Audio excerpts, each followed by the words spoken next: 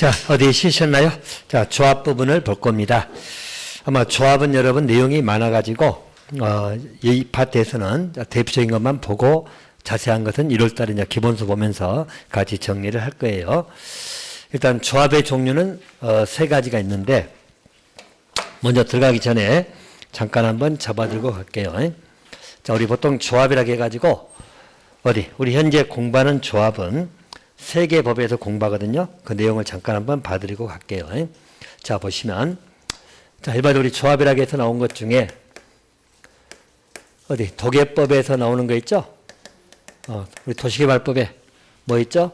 도시개발조합. 기억납니까? 도시개발 사업할 때, 자, 시행자 종류, 공공, 민간이 있지만, 그 중에서 시행자가 되고자 한다면 지정권자에게 지정 신청해라. 강릉시 개발사업 기억나요? 안 난 척하지 말어. 다 했어. 그때 이제 조합이 나옵니다. 그래서 도계법에 도시개발조합이 나오죠. 자, 또 우리 도정법입니다. 자, 여러분 도정법에는 정비사업이잖아요. 정비사업 세 가지 있죠? 자, 세 가지 뭐 있었죠? 주거환경 개선 사업, 또 재개발 사업, 또 재건축 사업. 자, 근데 자, 어떤 게 규모가 제일 크다겠죠? 주거환경 개선 사업. 규모가 제일 큰 주거환경 개선 사업은 민간이 할까, 관에서 할까? 그렇지, 그렇게 이해하겠죠? 그래서 보통 시장군도 생각하겠네요. 그러면 주거환경 개선 사업은 조합이 없어요. 그러면 여기는 조합은 두 개가 나오죠? 두 개 뭐? 재개발 조합하고 또 재건축 사업 조합. 정비사업 조합이에요. 그래서 도정법에는 조합이 두 개 나옵니다. 주거환경 개선 사업은 조합이 없어요. 여기 기억해 두시면 되고. 자, 또 우리 주택법, 지금 공부하고 있는 주택법에 주택조합입니다. 주택조합은 세 가지 있다겠죠? 세 가지 뭐? 자, 지역주택조합, 또 직장주택조합, 자, 또 리모델링 주택조합이 세 가지가 있다. 자, 그러면 요 조합은 요 세 개를 공부하는 겁니다. 세 개 법에서. 알죠? 건축법은 조합 안 나오고, 농기법도 안 나오고, 국회법에도 안 나오죠? 그러면 이제 조합은 세 군데 공부하는데, 하다 보면 여러분들 되게 이제 나중에 헷갈리겠죠? 보나마나 헷갈리게 돼 있어, 나중에. 그래서 이제 어느 정도 공부되면, 이것도 제가 비교를 또 한 번씩 해드릴 거예요. 그때 어느 정도 내용을 알아야 비교할 거니까. 자, 대신 이제 기본적인 것 한번 정리했던 것만 기억 한번 해보시면, 자, 도시개발 조합에서는 여러분들, 우리 조합원만 잠깐 봐드릴게. 자, 누가 조합원이 될 거냐? 이 문제죠? 자, 도시개발 조합은 조합원이 누구라겠죠? 그제 토지 소유자. 물론 어디에 있는? 개발구역 안에 있느니. 기억나죠? 얘는 건축물 소유자 들어간다고 안 들어간다고? 안 들어간다. 우리 도시개발 사업은 토지 구획 정리 기억나요? 자, 그래서 기본적으로 토지 소유자다. 오케이. 자, 또 한 가지 기억나는 거. 우리 도시개발 사업할 때 여러분, 사업의 방식은 세 가지 있었죠? 무슨 방식? 수용, 환지, 혼용. 기억나죠? 그러면, 자, 도시개발 조합은 수용 방식을 취할 수 있다, 없다? 아니, 그걸 애우니까, 애우려고 하지 뭐 생각해 보라고. 수용은 땅을 강제로 뺏는 거라겠잖아. 한마디로 땅이라고 생각하면 토지만 있는 건 아니지만이. 그러면, 도시개발조합은 조합원이 누구라고? 그럼 자기가 자기 땅을 강제로 뺐냐고. 그래서 도시개발조합은 수용 방식을 취할 수 있다, 없다? 없다. 환지 방식일 때만 시행자 된다. 기억나요? 그 정도는 깔고 가시라고. 아직 지금 겉다리만 지금 보고 있어. 그래야 내용을 들어가지 뭐 정확 성격도 모르고 있으면 안 되니까. 알겠죠? 그리고 또 도시개발 사업은 여러분 규모가 제일 큰 사업이라고 있잖아.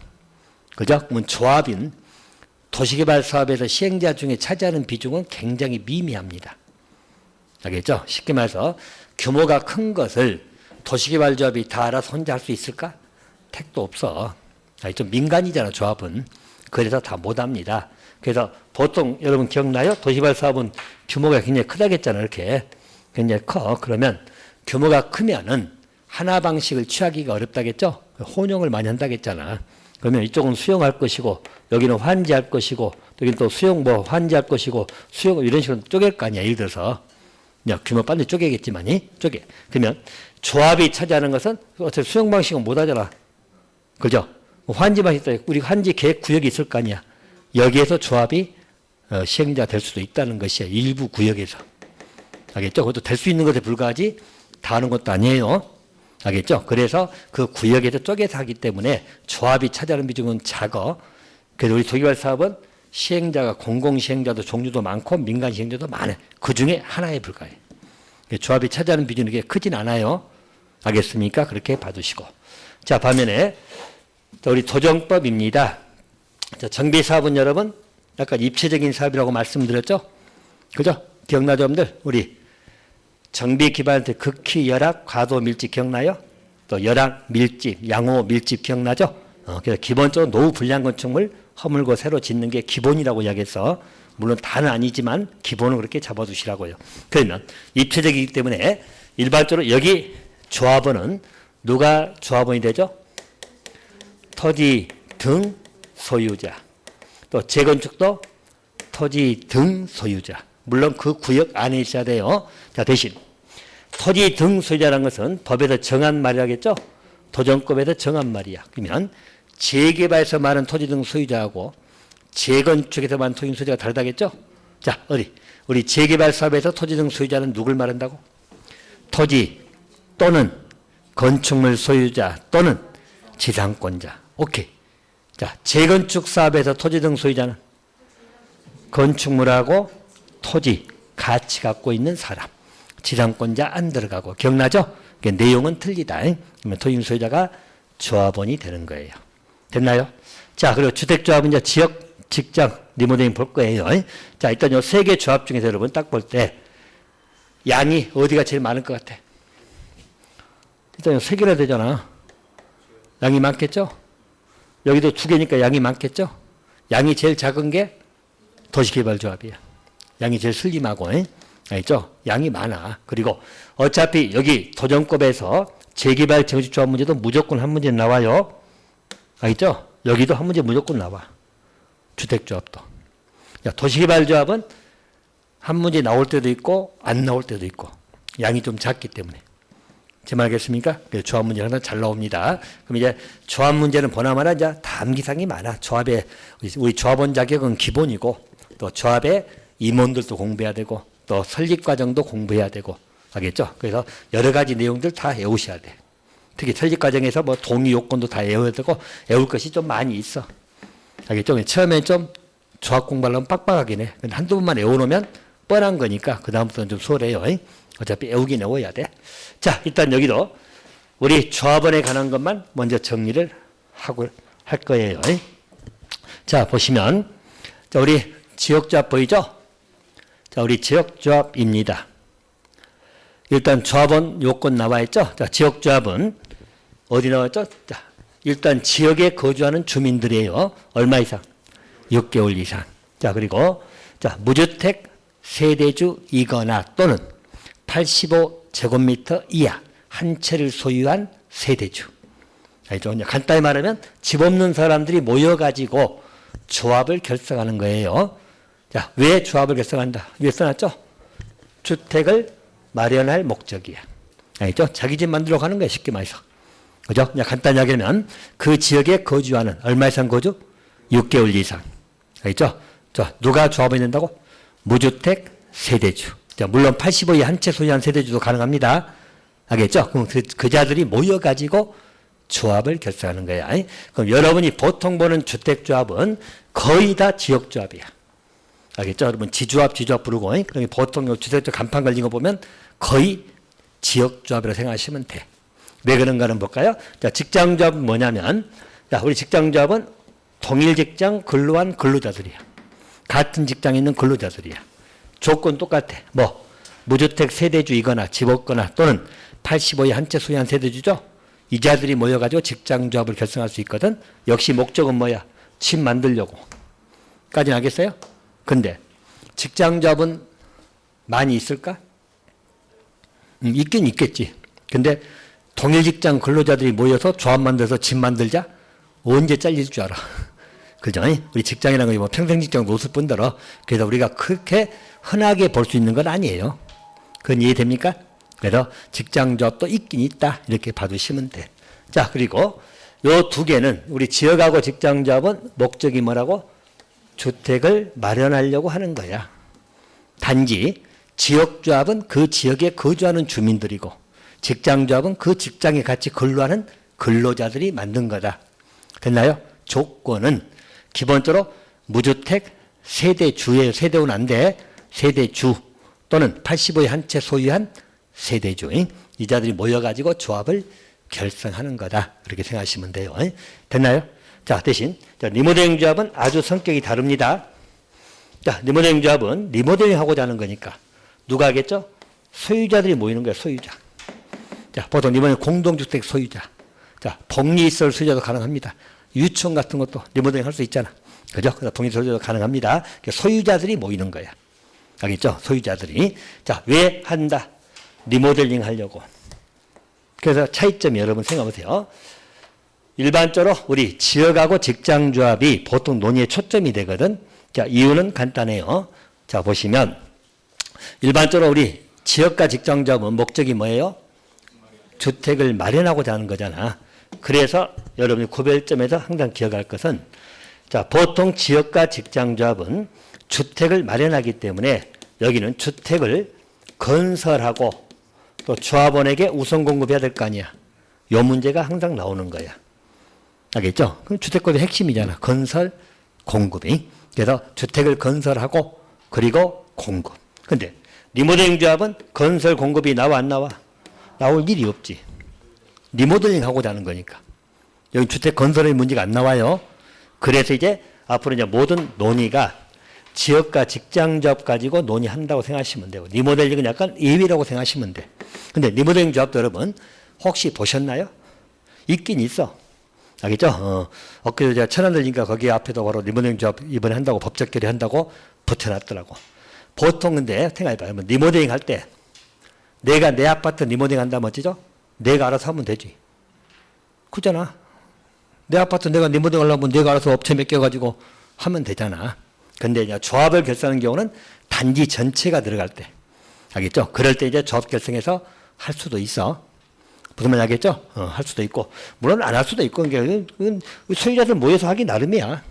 알겠죠? 그냥 안 하려면 안 해도 돼. 리모델링 뭐 일종의 안 하고도 할 수도 있으니까. 그런데 일반적으로 하려면 조합 결성해서 할 수 있다는 이야기예요. 그런 취지로 봐두시면 됩니다. 그리고 보통은 다 지역조합 생각하시면 돼요. 근데 이제 차이점 잠깐 말씀드리면 일단 지역과 직장조합은 한마디로 무주택이 기본이라고 생각하시면 돼. 85에 한 채도 있지만. 그러면 나중에 공부할 때 지역과 직장조합은 우리 설립인가를 받아야 되거든. 인가 받고자 할 때는 기본적으로 여기는 땅이 있어야 돼, 없어야 돼. 집 없는 사람들이기 때문에 한마디로 말하면 그래서 설립인가 받기 위해서는 대지 소유권 내지는 대지 사용권을 확보해야 돼. 알겠죠? 한마디로 대지 확보가 돼야 돼, 안 돼야 돼? 돼야 돼. 그게 이제 포인트야. 땅이 없으면 어떻게 주택권 들어가겠어? 알겠죠? 그래서 일반적으로 설립인가 받을 때 우리 80% 이상 사용권을 확보 여기에 따라가거든. 또 15% 이상 소유권 확보도 따라가요. 그 요건은 나중에 공부할 겁니다. 자, 대신 리모델링 조합은 여러분 생각해봐. 리모델링 조합은 소유자들이잖아. 그럼 여기는 대지 확보할 필요가 있어 없어? 없지. 확보하는 데 여기는 설립인가 받더라도 땅 어차피 소유자들인데 무슨 땅이 필요해? 그래도 여기는 주택 건설하는 문제가 아니잖아. 리모델링 조합은 주택 건설이 아니고 뭐 한다고? 리모델링 하고자 하는 거니까. 이런 요건 차이들을 여러분 나중에 공부할 때 리모델링 조합은 대지 소유권 확보 필요 없어요. 그런 것도 하나 기억해 두시고. 한 가지 차이점만 또 미리 말씀드리면 일반적으로 우리 도시개발 조합이나 재개발 재건축 조합이죠. 자, 이놈들은 도시군 계획 사업을 하는 거잖아.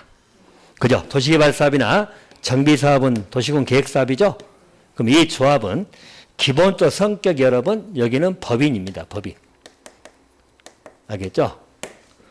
법인입니다. 법인이란 말의 의미는 여러분들 차이점이 일반적으로 우리 개발조합이나 재개발 재건축 조합은 설립할 때 인가가 떨어지면 뭐 해야죠?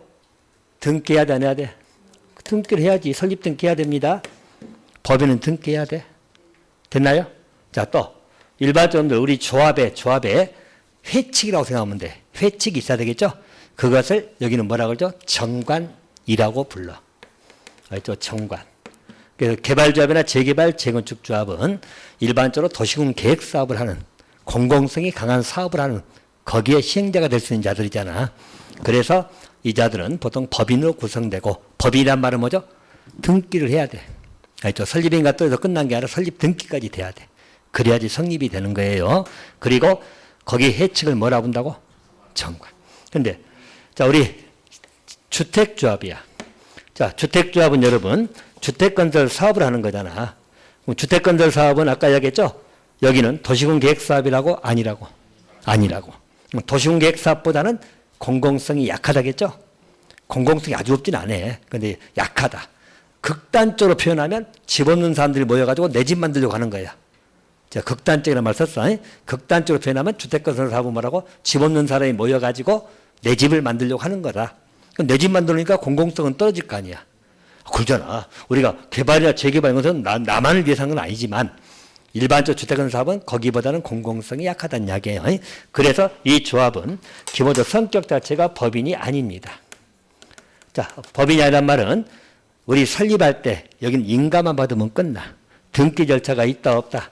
없다. 또 자, 나중에 이제 다 볼 거예요. 여기는 조합의 회칙을 정관이라고 안 해요. 뭐라고 하죠? 보통 민간인 하나의 단체, 민간단체 불가기 때문에 뭐라고 하죠? 규약이란 말 쓰는 거야. 규약. 정관이라는 표현 안 쓰고. 그래서 일반적으로 주택조합은 조합 규약. 알겠죠? 근데 개발이나 재개발, 재건축은 다 정관이란 말 쓰고. 그 차이는 그런 데서 이해하시라고. 알겠죠? 이제 나중에 나올 때마다 말씀드릴 거예요. 어쨌든 그 정도는 기본으로 깔고 가시라. 그럼 보통은 여러분, 제일 많이 보는 게 뭐라겠죠? 지역조합이야. 우리가 가장 많이 보는, 보통 주택조합이면 거의 지역조합 생각하시면 돼. 알겠죠? 그리고 또, 사고도 제일 많이 터진 데가 어딜까? 굳이 말하면. 그렇지. 지역조합이 사고 많이 터져. 아니, 뭐 주택조합인데 어차피 두 개는 잘 별로 없으니까. 지역조합이 많이 터집니다. 간간히 뉴스 나오고, 뭐 조합장 구속되고 막 나오면 지역조합 사건이 많고, 또 저한테도 상담 들은 거 보면 대부분 다 지역조합 상담이 많아. 알겠죠? 왜냐하면 조합원 들어갈 때 뭐 처음에 800만 원가 냈대. 좀 있으니까 또 1200만 원 냈대. 그럼 벌써 한 2천 들어갔잖아. 좀 약간 또 땅 산다고 돈을 또 3천씩인가 내래. 조합원들에게. 그러더니 그때 내야 되냐고 말이냐고 나한테 물어봐. 그럼 너 나보다 어쩌라고. 그죠? 이게 왜 그러냐면 보세요. 일단 여기 사업들은 공공성이 강한 사업이라겠죠? 그러면 상적으로 생각해봐. 관에서 좀 개입할 수가 많겠다, 적겠다? 그 잘못해서 관에서 개입 정도가 많아. 그래서 우리 재개발, 재건축 같은 것도요, 조합이 하더라도 니들 나가 하고 쫓아내버리고 시장공사가 직접 할 수도 있어. 우리 공공시행자 제도도 있어. 또 지난번에 만났던 공공재개발, 공공재건축 사업도 있잖아. 그래서 관에서 개입할 수 있는 정도가 좀 강하거든. 근데 주택은 물론 관에서 개입은 하지만 그 정도가 여기보다 약해.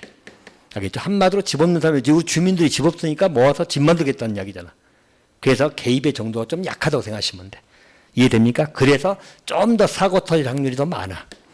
물론 잘만 되면 좋아. 잘만 되면 참여해가지고 내가 집 하나 마련드는 거니까 좋아요. 근데 잘 못 될 확률도 많아.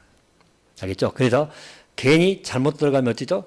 이게 또 사업이라는 것이 그러잖아. 이게 뭐 빨리 끝나면 좋지만 뭐 10년 넘어갈 수도 있고 막 길게 늘어져 버리면 이제 머리 아픈 거야. 그죠? 그래서 다 물어봐, 나한테. 그럼 내가 어떻게 하냐고. 그 조합을. 알겠죠? 왜냐하면 이 내용의 규약도 봐야 되고 그 사업 진행 과정도 알아야 되고 이제 문제는 어디 말이냐. 땅 확보할 때 많이 터지긴 해. 여러분 뉴스 강의에 나오잖아. 조합에도 조합원들 다 대지 확보하기 위해서 돈을 다 걷었어. 그래가지고 뭐 걷기는 200 몇 억 걷었는데 통장에 2천만 원밖에 안 남았대. 그쵸? 한번 뉴스 한번 나왔잖아. 그죠? 그 조합장 회의가 있고. 그 이제 복잡한 일이 생기기도 하고, 다는 아니지만, 그럴 확률이 좀 높기도 하고, 그래. 그러면 이제 여러분들이 참여를 했을 때, 문제는 내용을 알아야 될 거 아니야. 그죠? 내용을 진행 과정도 알아야 되고, 뭐 기타 어떻게 다 알아야 되고 해야 되는데, 보통 사람들은 잘 알아요? 몰라요?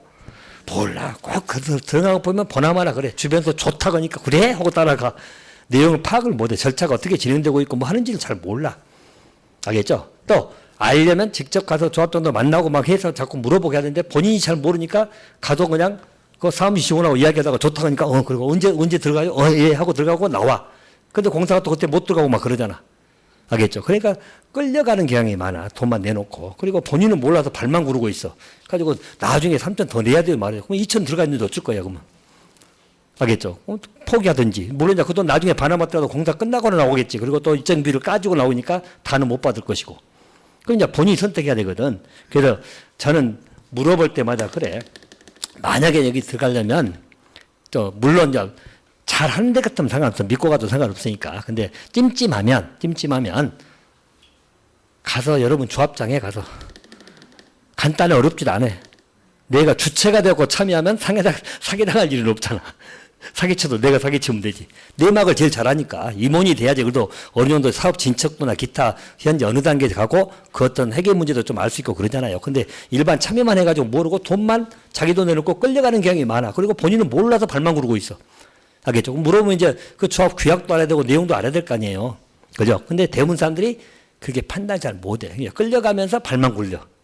알겠죠? 그래서 이거 해야 돼요 말해야 돼요. 저한테 물으면 저는 어쩌라고. 내가 그쪽에 사정을 잘 알아야 될 거 아니야.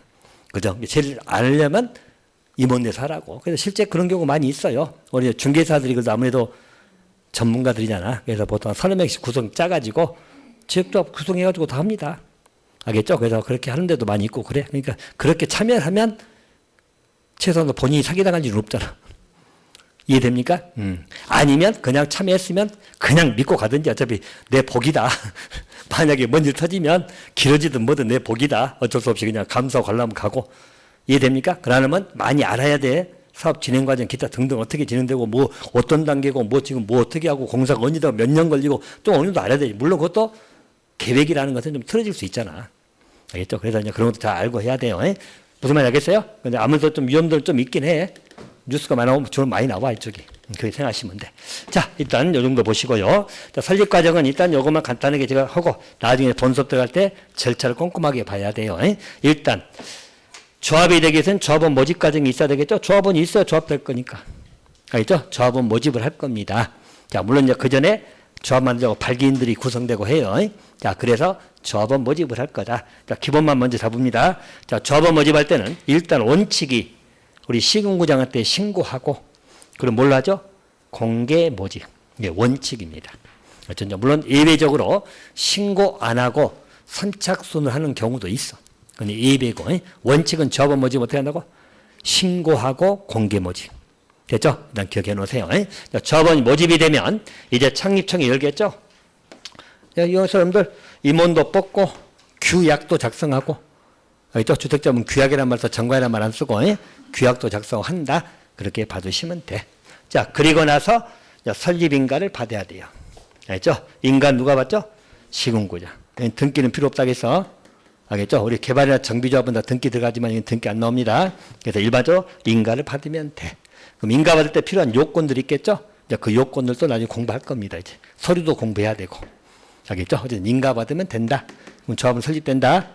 됐나요? 설립되면 이제 사업 주체가 되려면 아까 조합이 단독을 한다면 어떻게 하죠? 국장에 등록받는 문제 나옵니다. 알겠죠? 근데 조합이 등록사업자와 공동을 한다면 등록받을 필요는 없고, 됐나요? 등록되면 등록사업 주체가 돼가지고 주택건설 사업을 할 거다. 됐죠? 그리고 또 다르다시피 사업 주체가 되면 직접 공사하는 건 또 아니야. 공사는 시공사 뽑으면 되는 거니까 시공사 선정해서 공사 들어간다고 생각하시면 돼요. 자, 그래서 일단 요 정도 정리를 하겠습니다. 조합은 이렇게 받으시기 바라고. 자, 또 한 가지 이제 사업계획 승인입니다. 자, 우리 사업 주체가 되면 사업계획 작성하겠죠? 자, 그래서 승인 과정을 보겠습니다. 일단 자, 사업계획 승인을 받는 것입니다. 자, 우리 승인받기 위해서는 여러분 승인 대상 뭐인가요? 자, 승인 대상은 어떻게 오냐면 자, 30, 30, 1만 그렇게 오세요. 알겠죠? 자, 승인 대상은 뭐라고요? 30, 31만입니다. 자, 우리 봤던 거. 자, 30은 뭐죠? 단독주택은 얼마?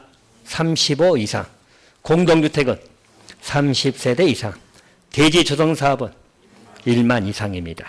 알겠죠? 자, 물론 예외적으로 50, 50 되는 경우도 있어요. 대신 아까 우리 등록할 때는 20, 21만이었죠?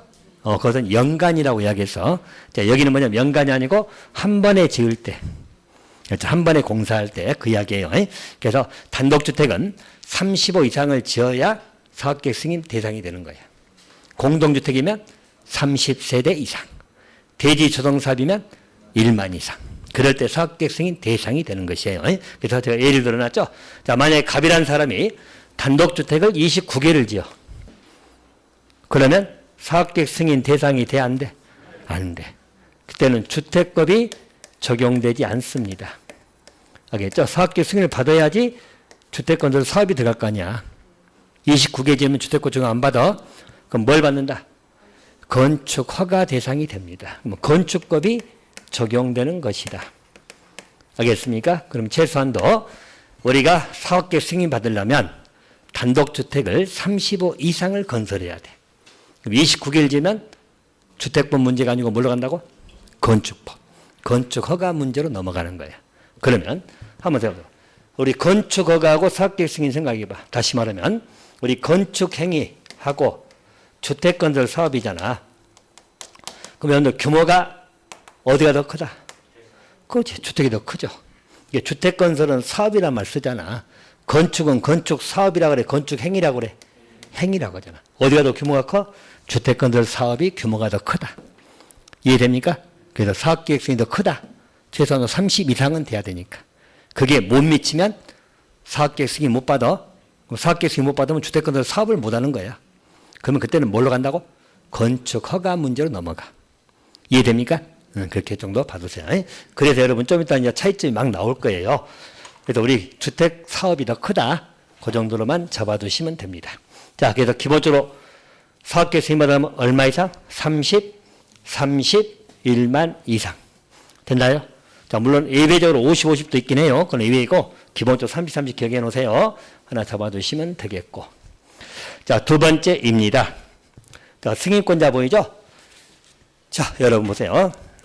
자, 사업계획 승인권자는 원칙이 누구라고? 자, 10만 이상이면 시도지사.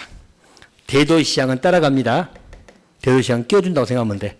그래서 시도지사입니다. 근데 10만 제곱미터 미만일 때는 누구? 특광특특 시장 군수입니다. 자, 여기 이제 여러분들 세 가지 것을 보셔야 돼. 그냥 간단히 보지 마시고.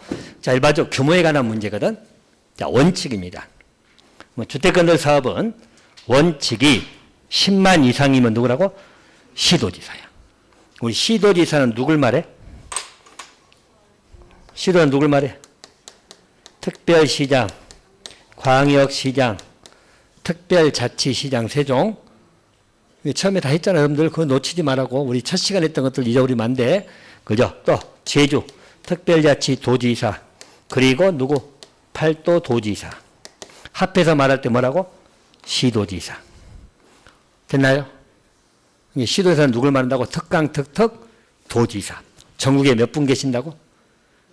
17분. 기억나죠? 그 시도지사야.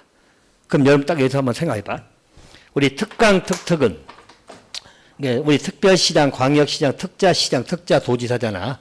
여긴 특특은 세종하고 제주니까 현재. 여기는 10만 이상이든 10만 미만이든 다 자기가 합니다. 알겠죠? 사업계획 승인 누가 한다고? 다 자기가 하는 거야. 특강 일적 아래쪽 다 있으니까. 10만 이상이든 10만 정도 미만이든 특강 특특은 다 자기가 합니다. 됐나요? 자, 그리고 자, 10만 미만일 땐 시장 군수죠. 예를 들어서 우리 경기도 가평군이다.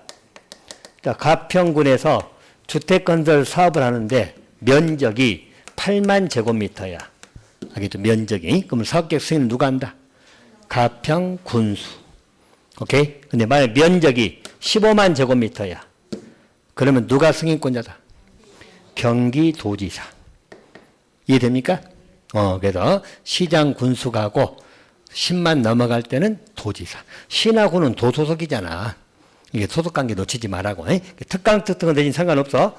특강특특은 10만 이상이든 10만 미만이든 다 자기가 합니다. 됐나요? 딱 그거 하나 구별해 놓으시고. 자, 또 한 가지. 자, 우리 건축허가권자는 누구였죠? 건축허가 누가 했어? 시장군수? 제일 밑에 급 시군구장. 특특은 따라간다고 했잖아. 세종하고 제주는 다 따라갑니다. 특특은 항상 다 따라가. 세종, 제주는 한 사람밖에 없다고 했잖아. 다 따라가고. 시장, 군수, 누구? 구청장이 들어가잖아. 구청장은 어디에 있다겠죠? 특별시하고 광역시에만 있잖아. 그럼 특별시장, 광역시장은 원칙은 허가권자가 아니에요. 건축허가는 특별시, 광역시에서 누가 한다고? 구청장이 합니다. 또 시장, 군수가 하고. 됐나요? 예외적으로 특별시장, 광역시 허가권자 되는 경우는 있어. 근데 원칙은 구청장이에요. 근데 사업계획 승인권자는 구청장이 나와 안 나와? 안 나오지. 특광이 다 들어가 있잖아요. 특별시장, 광역시장이 다 자기가 하기 때문에 구청장이 낄 이유가 없다. 다시 말하면 건축허가하고 사업계획 승인은 뭐가 더 크다고? 사업계획 승인이 더 크잖아. 그러니까 윗사람이 하는 거야. 건축허가는 좀 더 아래급이니까 아래 시군구장이 허가권자 되는 거고. 차점 찾았나요? 사업계획 승인권자는 구청장 들어가면 안 돼. 건축허가권자는 구청장 들어갑니다. 됐나요? 그 차이점을 기억해 두시라고. 또 특강 특특은 10만 이상이든 미만이든 다 자기가 한다. 그리고 10만 미만일 때는 시장군수가 하고 10만 이상은 도지사가 하더라. 합해서 말할 때 우리 뭘 한다고? 시도지사. 알겠죠? 근데 그거 항상 헷갈리지 말라고 우리 자치, 즉 지자체장 헷갈리면 안 돼. 점검해 주시면 됩니다. 자, 그리고 이제 예외적으로 국장이 사업계획 승인을 해준 경우도 있어요. 자, 그 경우가 4가지가 나오는데 나중에 암기시킬 거예요. 자, 대표한 2가지만 일단 기억합시다. 자, 국장이 승인권자 되는 경우는 국가나 토지공유 할 때죠. 아까 우리 사용검사도 국가나 토지공유 할 때는 국장이 했잖아. 사업계획 승인도 국가나 우리 한국토지주택공사, 다시 말해 우리 LH공사죠. 거기서 할 때는 누가 승인권자라고? 국장. 자, 또 면적이 굉장히 크네. 330만 이상일 때도 누가 한다? 국장. 됐나요? 일단 2개라도 기억해 놓으세요. 나중에 2개 추가하더라도. 자, 그래서 사업계획 승인권자는 이렇게 정리를 해 놓으시면 되겠고요. 자, 또 한 가지 이제 승인 요건입니다. 자, 승인 요건은 여러분 아까도 봤죠?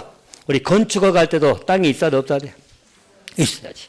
자, 사업계획 승인도 받으려면 땅이 있어야 돼, 없어야 돼? 있어야 돼. 대지 소유권을 확보해야 됩니다. 알겠죠? 그래서 사업계획 승인 받으려면 대지 소유권 확보해야 돼요. 그렇게 받으시면 돼. 자, 물론 이제 예외적으로 사용권 확보해도 되는 경우도 있고 하거든. 자, 그것은 나중에 공부할 것이고 일단 소유권 확보해야 된다. 이렇게 받으시면 되겠고. 자, 또 한 가지. 승인을 받으면 효과는 자, 사업계획 승인 떨어져야만 뭐 한다고? 공사 들어가는 거예요. 승인 떨어져야만 공사 들어간다. 기억해 두시면 되겠고. 또 착수하기 전에 뭐 한다고? 착공신고하는 거예요. 자, 그럼 봅시다. 자, 우리가 공구로 분할 안 할 수도 있잖아. 공구 분할 할 수도 있고. 됐죠? 그럼 공구 분할 안 하면 승인 떨어지면 몇 년 이내? 5년 이내 착수하죠? 자, 플러스 1년 범위 연장할 수 있다, 없다? 있다. 오케이? 자, 공구로 분할하면 아까 했죠? 최초 공구 1공구. 똑같아, 그는. 승인 떨어지면 몇 년 이내? 5년 이내 착수합니다. 플러스 1년 범위 연장할 수 있다, 없다? 있다. 똑같다고. 알겠죠? 이것도 최초 들어간 거니까. 대신 최초 공구, 외공구, 우리 2공구, 3공구 여기는 언제부터 최초 착공신고 승인이 아니고 최초 착공신고 나온 다음에 몇 년? 2년 이내 착수합니다. 여기까지 알겠나요? 자, 대신 여기는 연장된다, 안 된다? 연장 안 됩니다. 당연히 생각해 보면 여러분들 우리 주택단지가 있으면 자, 이래서 1공구, 2공구 이렇게 생각해 봐. 최초 공구가 1공구. 그럼 1공구는 5년 이내 착수하고 플러스 1년 연장했어, 안 했어? 했죠. 그럼 2공구는 자동적으로 연장돼 버리지. 이게 들어간 다음에 들어가는 거니까. 이해됩니까? 그럼 2공구만 가지고 연장한다, 안 한다? 못해. 연장이 없어요. 1년분 연장 없어. 그리고 또 하나의 요령. 앞으로 연장이 나오면 기본적으로 몇 년 생각하면 되죠? 1년. 알겠죠? 연장 나오면 다 1년 찍어. 2군데가 아닌 데가 나오거든. 그건 나중에 말씀드릴 거니까 일단 연장 나오면 1년이라고 기억해 놓으시고. 알겠죠? 나중에 2군데가 2년짜리가 있거든. 그건 나중에 이제 나올 때 말씀드릴 거야. 일단 연장은 1년이야. 그러면 비교 한번 해봐. 자, 우리 건축허가는 자, 우리 건축허가 받으면 몇 년이나 착수했어? 공장은 3년 플러스 1년 범위 연장할 수 있다. 기억나죠? 이때 착수합니다. 건축허가는 2년. 자, 건축 신고는 1년 플러스 1년. 기억나죠? 기억하시면 되고. 자, 같이 연결해서 미리 정리, 밑에 나올 건데 미리 정리합시다. 자, 이거 혹시 기억난가? 자, 우리 건축허가 받고 2년 이내 착수해야 되는데 이때 착수 안 했어. 그럼 건축허가 취소를 그렇지. 하여야 한다. 기억나죠? 하여야 한답니다. 건축허가 좀 취소해야 됩니다. 자, 여기 두 개 봐봐. 이 두 개는. 자, 사업계획 승인 떨어졌잖아. 승인 떨어지고 5년 이내 착수해야 될 거 아니야. 여기 착수 안 했어. 이때 착수 안 하면 자, 사업계획 승인을 취소 여기는 해야 돼야 할 수 있다야.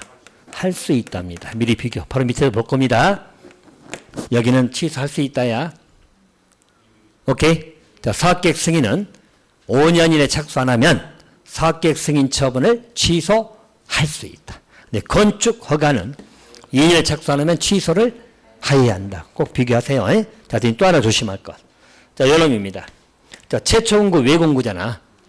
여기는 2년 이내 착수 안 했죠? 자, 착수 안 했어. 착수 안 해도 취소 사유이다, 아니다. 요놈은 아니다. 요놈은 아니다. 왜? 자, 1공구는 공사가 들어갔어, 안 들어갔어? 이미 착수했잖아, 요놈은. 요놈 착수 안 했다고 해서 주택단지가 착수가 안 들어간 건 아니잖아. 이미 공사는 들어갔죠? 그래서 여기 최초공구 외공구는 2년 이내 착수 안 했다고 해서 취소 사유가 되는 건 아니에요. 요것도 잘 물어보겠죠? 취소할 수 있다고 잘 나와. 최초공구 외공구는 취소 사유가 아니다. 왜? 1공구 공사 들어갔어, 안 들어갔어? 이건 이미 들어갔잖아. 들어간 다음에 2년 이내니까. 이해됩니까? 그래서 주택단지 전체로 보면 공사는 들어간 거죠? 착수를 한 거잖아. 그래서 착수를 안 했다고 해서 최초공구 외공구는 취소 사유가 되는 건 아니에요. 그것까지 미리 봐두시면 됩니다. 자, 그 내용이 밑에 정리가 돼 있을 거예요. 자, 봅시다.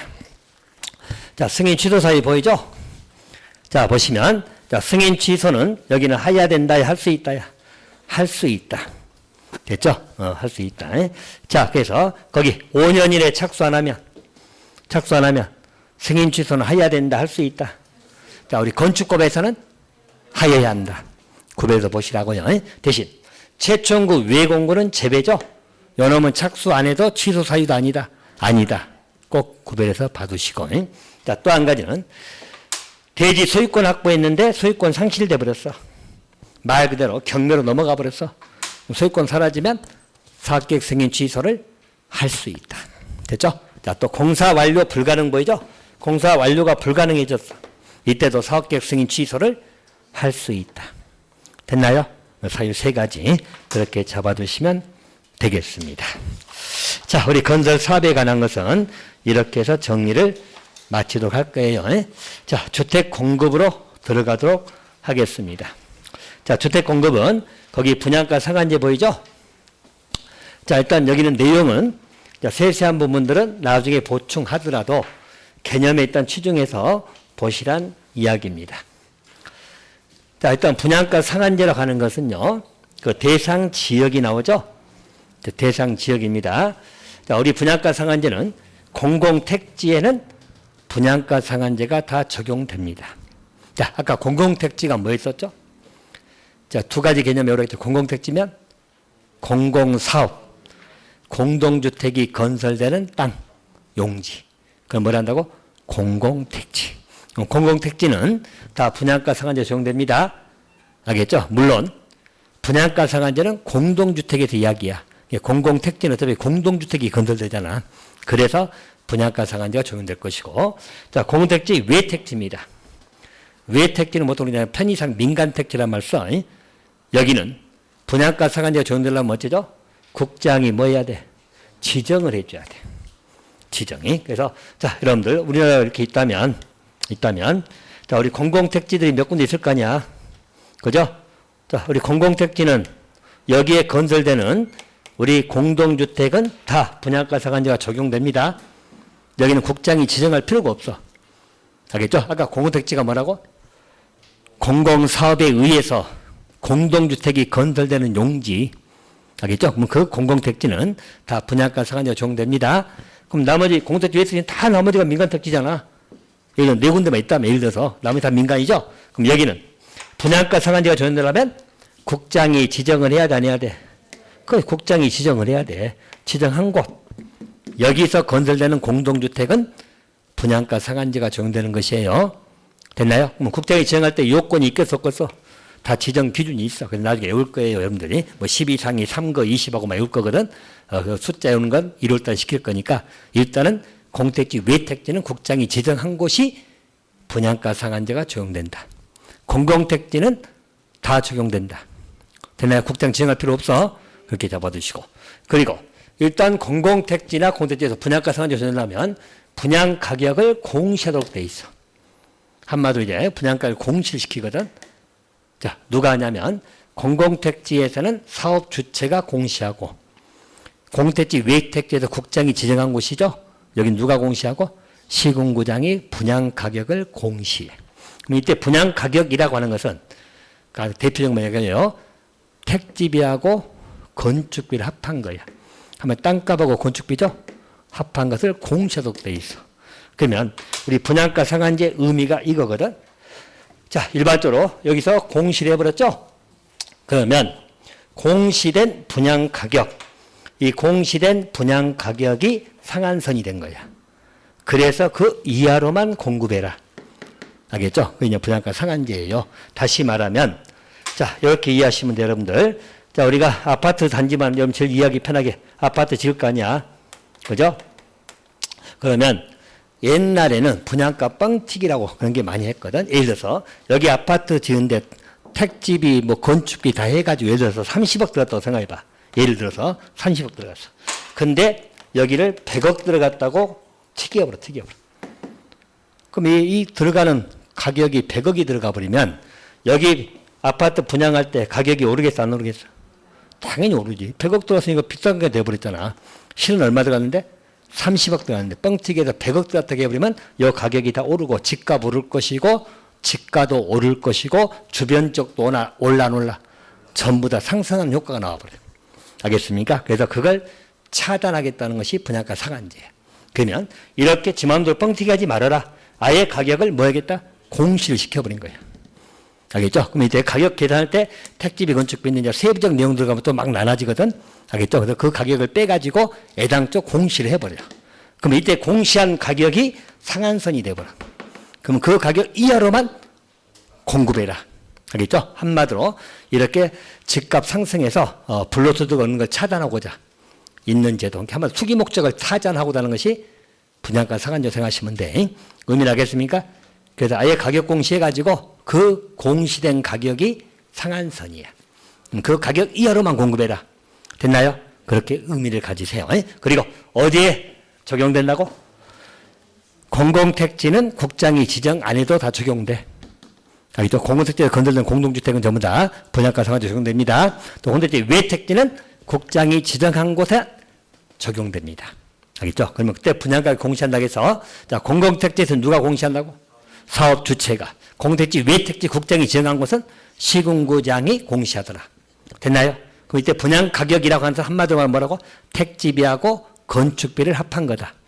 간단하게 대표적인 것만 기억해 놓으세요. 자, 그러면 이 가격이 공시가 돼버리면 이 공시된 가격이 상한선이라니까 상한선이 되기 때문에 그 가격 이하로만 공급해라.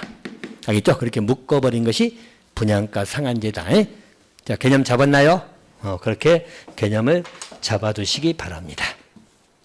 자, 한 가지 더. 자, 내용 공부할 게 많이 있는데 일단 이건 두 가지만 정리시킬 거예요.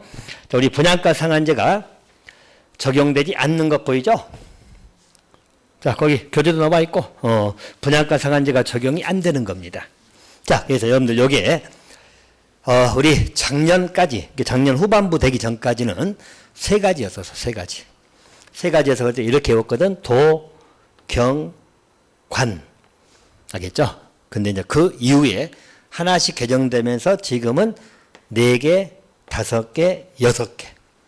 6개가 된 거예요, 지금은. 알겠죠? 6개면 이제 단일 문제로도 물어볼 수 있네? 그잖아. 원래 3개 되면은 지문 5개 만들기 어렵잖아.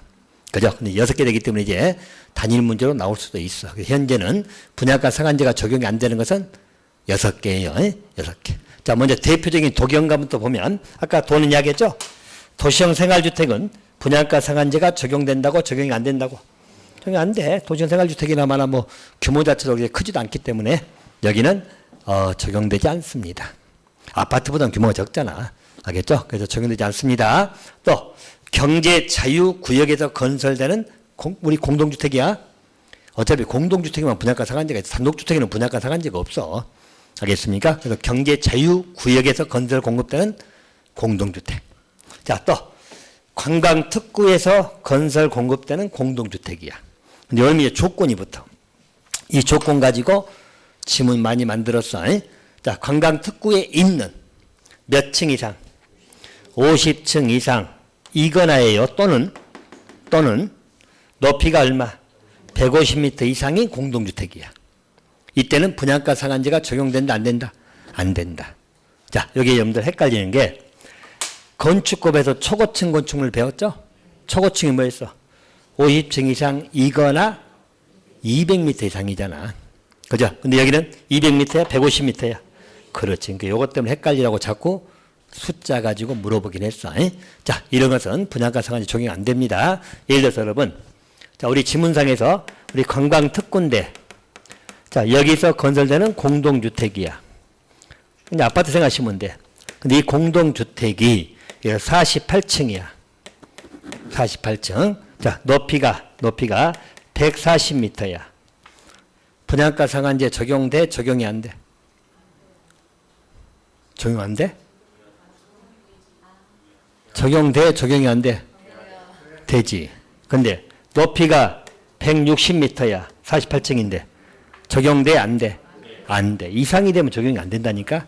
관광특구니까 큰 것들은 좀 풀어주겠다는 의미 한마디로. 알겠죠? 관광특구잖아. 그럼 거기도 높은 것들 지어서 그건 좀 풀어주겠다. 그 의미가 요거야. 그래서 몇 층 이상이거나 50층 이상이거나 높이는 150m. 둘 중 하나 걸리면 돼. 48층이라도 높이가 160m면 걸리잖아. 그때는 적용이 안 되는 거야. 됐나요? 그럼 그 아래 것은 적용된다는 이야기지. 그렇게 이해하시고. 자, 그리고 이제 단어로만 이야기해서, 자, 네 번째는 정비사업이라는 단어를 일단 포인트 잡으시라고. 자, 물론 우리 토주공이나 지방공사가 참여하는 겁니다.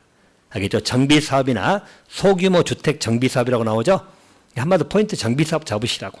알겠죠? 단어 고르는 걸로 일단 기억해 보라고. 그럼 이 정비사업, 여기는 분양사업에 적용된다, 적용되지 않는다? 않는다. 자, 또 공공재개발 사업에 의해서 건설 공급된 주택이거든. 역시 또 공공재개발 사업 그 포인트 잡으세요. 역시 적용된다, 안 된다? 안 된다. 여기는 혁신축으로만 기억해. 자, 혁신축구 재생사업이라는 것이 있어. 거기서 건설 공급된 주택도 분양가 상한제 적용이 안 된다고 나와. 일단 다 외우기 귀찮으면 혁신축구 단어로만 기억하라고. 알겠죠? 혁신지구, 공공재개발, 그리고 정비사업 단어 3개로 포인트 잡으시라고요. 됐나요? 자, 6개는 분양가 상한제가 적용된다, 적용되지 않는다? 적용되지 않는다. 됐나요? 오케이. 자, 일단 분양가 상한제는 이 정도로만 정리할 거예요. 그다음에 지정 요건이나 절차, 또 분양가 심사위원회, 또 우리 분양가격의 세부적 내용 이런 것은 나중에 1월달에 보충할 거니까 개념 정도 하고 적용 안 되는 것만 알아도 일단 훌륭해. 오케이? 일단 분양가 상한제는 어디에 적용된다고? 공공택지하고 공택지 외택지는 국장이 지정한 곳. 됐죠? 그때 가격 공시한다. 오케이? 그냥 개념은 잡아두시고. 또 분양가 상한제가 적용이 안 되는 데는 일단 도경관, 도가 뭐야? 도시형 생활주택, 경은 경제자유구역. 단어 다 모두 다 경제자유구역. 어차피 고르는 거니까 우리가 쓰는 거 아니기 때문에 단어로 그 포인트 잡으시라고. 자, 관광특구는 여러분 50층 이상이거나야 이고가 아니고 또는 150m 이상 공동주택이에요. 적용되지 않습니다. 자, 또 정비사업, 아마 소중이나 지방공사 참여하는 정비사업 등 그렇게 기억해 놓으시고, 또 한 가지는 공공재개발, 또 한 가지는 혁신지구, 그 단어로 찾으시라고요. 그러면 분양가상은 적용 안 됩니다. 자, 그렇게 잡아두시면 되겠습니다. 자, 이제 투기가열직으로 갑니다. 일단 투기가열직은 여러분 우리가 많이 들어봤죠? 투기가열지구 되고 나면 뭐 전매제한 되고 막 그런 거 많이 들어봤잖아요. 그래서 일반적으로 투기가열지구는 주택법에서는 주로 지정에 관한 것 이런 것이고요. 자, 거기서 나오는 뭐 세금의 어떤 세법에서 공부할 거니까 주택법에서는 주로 지정에 관한 요건을 주로 공부하는 거야. 알겠죠? 누가 지정하고 뭐 할 거냐 그 요건을 공부하는 것이에요. 말 그대로 투기가 성행하거나 지가가 막 급격히 상승하거나 투기가 성행될 우려가 있거나 막 그런 지역들이 투기가열지구 지정되는 것이에요. 자, 문제는 지정권자에서 꼭 봐야 될 것이 누가 지정한다? 국장이나 시도지사가 들어갑니다. 자, 이건 미리 말씀드린 게 뭐냐면 아까 우리 분양가 상한제 적용되는 지역을 지정은 누가 했죠? 국장이 한다고 했잖아. 국토교통부 장관? 자, 또 그 밑에 나오는 조정 대상 지역도 누가 지정해요? 국장이야. 그럼 여기는 꼭 틀리게 시도지사가 나오면 틀려, 여기는. 알겠죠? 틀려. 누구만 한다? 국장이야. 근데 시도지사가 할 수 있는 게 뭐예요? 투기가열지구는 시도지사도 지정할 수 있어. 알겠죠? 그래서 여러분 지난번에 오세훈 시장 되면서 처음에는 풀어준다고 했다가 또 어느 지역을 투기가열지구 지정한다고 한번 겁줬다가 비판받고 막 그랬잖아. 자기가 지정한다고 이야기한 것은 지정 권한이 있기 때문에 하는 거야. 시도지사도 투기가열지구 지정할 수 있다 없다? 있다. 됐죠? 나머지는 다 국장이 한다고 생각하면 돼. 분양가 상한제도 아까 국장이 지정했잖아. 조정 대상 지역도 국장이 하지 시도지사 들어가면 틀려. 근데 투기가열지구는 누가 지정한다고? 국장하고 시도지사. 자, 절차 문제 하나 봅니다. 자, 국장이 지정할 때는 시도지사 의견, 아랫사람 의견이죠. 보통 국장 밑이라고 생각하시겠잖아요. 의견 듣고. 자, 주거정책 심의가 있거든. 주거정책 심의에 심의 거쳐. 자, 지정하고 공고하고 시군구장한테 통보해주면 끝나. 됐죠? 자, 또 시도지사가 지정할 때는 꼭 틀리게 나오면 이거예요. 시군구장 의견 듣고 OX. 시군구장 의견이야? 국장 협의야? 그지? 시도지사 지정할 때는 국장과 협의하는 거지 시군구장 의견 듣는 건 아니에요.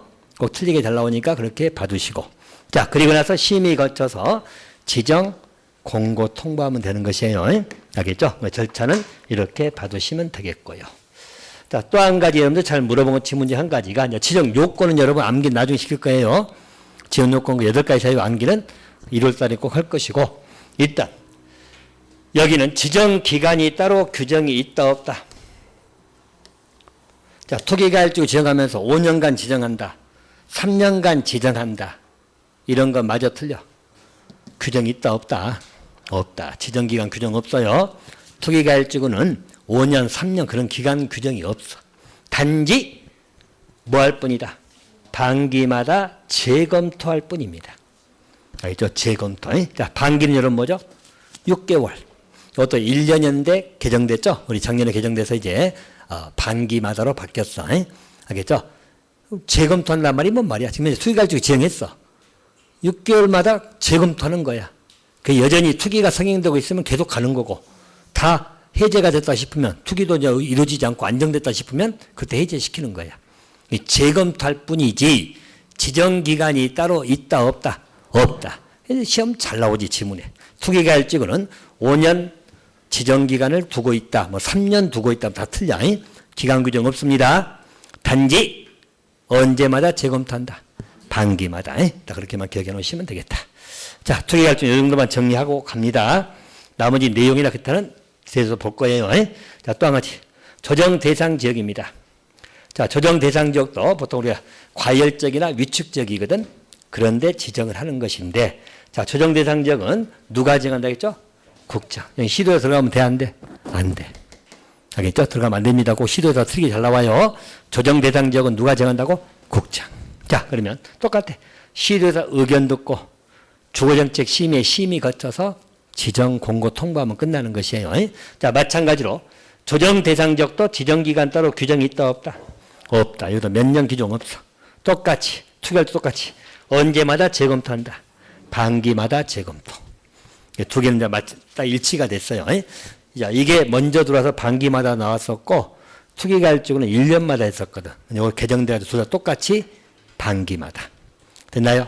그래서 반기마다 재검토 기억해 두시면 됩니다. 자, 간단하죠? 이렇게 봐두시면. 조정 대상 지역은 좀 간단히 봐도 돼. 주로 투기가열지구가 초점으로 많이 나오니까요. 자, 여기는 이 정도 정리하시고. 자, 그 다음에 여러분들 전매 제한 들어갑니다. 자, 일단 전매 제한은, 자, 전매가 뭔지 아시죠? 팔고 나가는 거? 파는 거. 자, 일단 전매 제한을 받는 지역이 나와 있죠? 자, 이것도 여러분 안 해도 될 정도야. 자, 여러분 상식적으로. 자, 투기가열지구 지정되거나 조정 대상 지역이 지정된 곳이나 또 우리 분양가 상한제가 적용된 지역이죠. 이거 안 봐도 알겠죠? 안 봐도. 또 우리 공공택지 외 택지도 전매 제한을 받습니다. 또 우리 공공재개발 사업하는 그 지역도 전매 제한 지역이야. 알겠죠? 그래서 5가지가 나옵니다. 주택법에. 됐나요? 자, 투기가열지구, 또 조정 대상 지역, 또 아까 우리 분양가 상한제가 적용되는 지역 있죠? 이런 것. 자, 또 공공택지 외 택지도 들어갑니다. 자, 또 공공재개발 사업이. 자, 그럼 여기에서 건설 공급되는 주택이나 입주자 지위 등이거든. 이런 것은 자, 몇 년 이내 범위죠? 자, 10년 이내 범위입니다. 자, 10년 이내이기 때문에 투기가열지구 지정할 때 그 기간이 묶어. 5년 묶는 경우도 있고, 뭐 3년 묶을 수도 있고, 그 지정할 때 10년 이내 범위에서 지정합니다. 심한 데는 8년 묶은 데도 있고 그래. 알죠? 근데 10년 이내 범위예요. 자, 그래서 자, 전매라든가 알선 전부 다 금지입니다. 알겠죠? 전매도 못하게 하고 알선도 못하게 하고 전부 다 못하게 합니다. 대신 무엇은 가능하다? 상속은 가능합니다. 상속은 어쩔 수 없잖아. 그죠? 상속은 가능하다. 자, 의미는 여러분 여기서 한 가지 볼까요? 자, 만약에 자, 우리 뭐 주택도 있고 자, 여기에 아파트들이 갑자기 새로 들어오죠? 그래서 요 지역이 집가가 튀어오른다는 이야기예요. 자, 그래서 요 지역을 이렇게 묶어가지고 예를 들어서 투기가열지구로 정했다고 봅시다. 투기가열지구로 묶였어. 그러면 자, 여기에 내가 아파트를 받았죠, 이제? 받았잖아. 그럼 나는 10년 이내 범위에서 전매된다, 못 된다? 못 판다는 이야기야. 알겠죠? 보통 5년 묶이면 5년간 전매를 못 해. 이해됩니까? 자, 근데 만약에 돌아가셨어. 상속인이 이어받는 건 할 수 있다, 없다? 그건 가능하다. 여기까지 알겠나요? 자, 또 한 가지. 여기서 이제 우리가 제한하는 건설 공급되는 주택이잖아. 그럼 기존 주택 보이죠? 요 집들. 자, 요 집들은 이게 아파트 단지가 들어오면서 같이 집가가 튀어가지고 같이 묶여 있는 것에 불과하잖아. 그러면 요 집들은 전매 제한을 받아, 안 받아? 안 받아. 그냥 팔고 나갈 수 있어. 이해됩니까? 생각해봐. 요 두 집은, 두 집만 놓고, 두 집만 있는 거 아니에요. 편의상이. 요 두 집은 뭐 잘못 있어? 그냥 사는 것밖에 없잖아. 옛날부터 살았어, 그냥. 근데 옆에, 개발됨으로 인해가지고, 아파트단지 들어옴으로 인해가지고, 집가가 튀니까 같이 튀어가지고 묶인 것에 불과하잖아. 알겠죠? 그러면 이게 건설 공급된 주택들은 전매 제한 받는 건 맞아. 묶인다면. 근데 요 기존 주택들은 제한 받아, 안 받아? 안 받아. 그래서 우리 27회 시험에 투기가열지구에서 지구 내 주택이라는 표현 썼거든. 이 말이 기존 주택을 말해. 기출문제 보면 지구 내 주택 이렇게 나오거든. 그럼 이 주택은 기존부터 있던 주택이야. 그러면 전매 제한 받아, 안 받아? 여기는 안 받아. 대상에서 빠져. 이해됩니까? 묶이기는 같이 묶였다 하더라도 여기는 팔고 나올 수 있어야 돼. 왜냐면 계속 살았던 집이잖아. 특별하게 이쁜 것도 없어. 그냥 갑자기 여기 들어오면서 같이 오른 것에 불과해. 이해됩니까? 그래서 기존 주택은 전매 제한 안 받는다는 거 여기 두시면 되겠다. 자, 대신 이제 전매가 금지된다 하더라도 보시면 예외는 있습니다. 자, 예외적으로 사유는 나중에 외울게요. 7가지 사유. 자, 사업주체 동의를 받으면 전매할 수도 있다, 없다? 있다. 알겠죠? 자, 전매하려면 사업주체 동의를 받아야 돼, 안 받아야 돼? 받아야 돼. 알겠죠? 그러면 전매 가능한 사유가 7가지 나오거든. 그것도 나중에 외워지게 될걸? 알겠죠? 외우는 건 이제 세세한 것들은 나중에 암기시킬 거니까 일단 틀을 먼저 잡아놓으시라고요. 기본적으로는 10년 이내 전매 등은 안 돼요. 안 되지만 예외적으로 허용되는 경우도 있다, 없다? 있다. 그래서 조건이 붙고 그 조건들은 가장 공통은 사업체 동의는 받아야 돼요. 동의 안 해주면 못합니다. 동의 받아서 그 사유들이 나와. 거기에 해당되면 전매할 수도 있다. 사람 일이 못하는 건 없잖아. 어쩔 수 없으면 해야지. 그 사유들이 정해져 있어요. 그래서 그 사유 암기는 나중에 하게. 됐나요? 자, 그럼 일단 요 지역에서 요 지역은 아니어도 알겠죠? 투기가열지구가 조정 대상자 뭐 이거 다 아는 것들이니까. 알겠죠? 그래서 공택지, 외택지나 공공재개발만 좀 기억해 두시면 돼. 건설 공급된 주택 등이야. 알겠죠? 몇 년 이내 범위에서? 10년 이내 범위. 전매나 알선 등은 전부 다 금지. 대신 상속은 된다고 안 된다고? 상속은 다 돼. 어쩔 수 없는 거니까. 알겠죠? 상속은 다 허용됩니다. 이렇게 봐두시고. 또 예외적으로 사업주의 동의받아서 전매가 허용되는 경우도 있다 없다? 있다까지 기억해 두세요. 사유 7가지는 1월 달에 올 거예요. 자, 그렇게 봐두시면 되겠습니다. 자, 여러분 여기까지 해서 일단 11월, 12월 입문과정은 마치도록 할 겁니다. 입문과정 여러분들 개념 용어들 또 틀 같은 거 잘 기억해 두시고 이제 1월 달부터는 여러분 기본서로 보고 하니까 세세한 부분들 암기도 좀 하고 그래야 돼요. 그래서 1월, 2월, 3월, 4월 이 두 바퀴 돌릴 때 여기서 내년 시험의 합격 여부가 결정됩니다. 알겠죠? 아닌 것 같다고? 맞아. 1, 2, 3, 4 공부 못 해버리면 3, 2, 3이 합격 힘들어. 알겠죠? 특히 1차는 1차대로 하고 2차 과목제는 공법은 어쨌든 꼭 해놓으셔야 돼요. 알겠죠? 초반에 못 잡아놓으면 여러분 5월달부터 공부 시작하면 늦어. 그땐 다른 과목이 치여가지고 공법 손댈 시간이 없어. 그러면 2차 과목에서 공법이 점수 안 나와버리면 끝났어. 왜? 공시세법 잘 나와? 똑같이 안 나와. 그러니까 끝났어. 무조건 공법 60점은 넘겨야 돼요. 그래야지 합격할 수 있어. 그래서 1, 2, 3, 4, 4개월 동안 고생 좀 하게요. 알겠습니까? 자, 어쨌든 이번 강좌 모두 마치고 이제 내년 2022년에 뵐 거니까 이제 새해들 복 많이 받으시고 남은 시간 공부 좀 열심히 하세요. 자, 여기서 마치도록 하겠습니다. 고생했습니다.